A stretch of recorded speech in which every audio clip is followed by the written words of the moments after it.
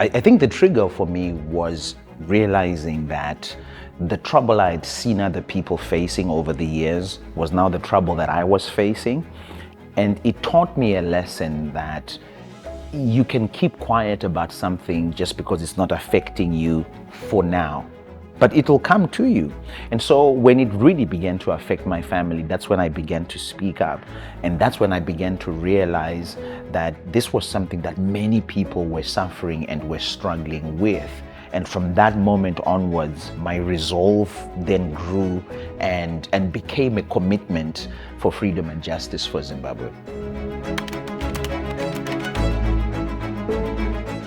What keeps me going and the reason I returned to Zimbabwe was the realization that it doesn't take only the politicians or people in civic society or those that have been in government for years to bring change.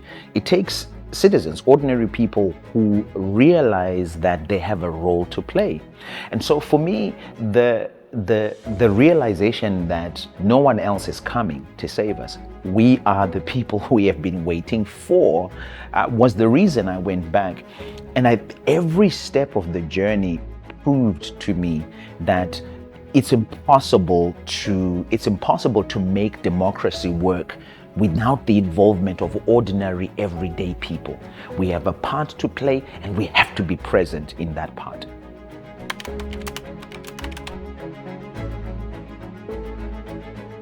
I mean, I'll first of all, acknowledge that it's difficult to be away from home, to be away from being on the ground where you're doing work.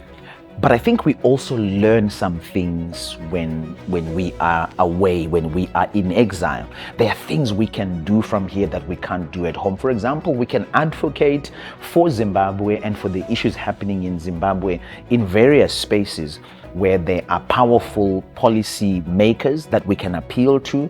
We can meet with academics and places of institutions that can help us to refine some of the work that we are doing. And I think most importantly, growing solidarity for our movement outside Zimbabwe is so important because it allows us to, be able to, tell our stories. It allows for other people to stand on our behalf as well. And that's one of the most powerful things you can do.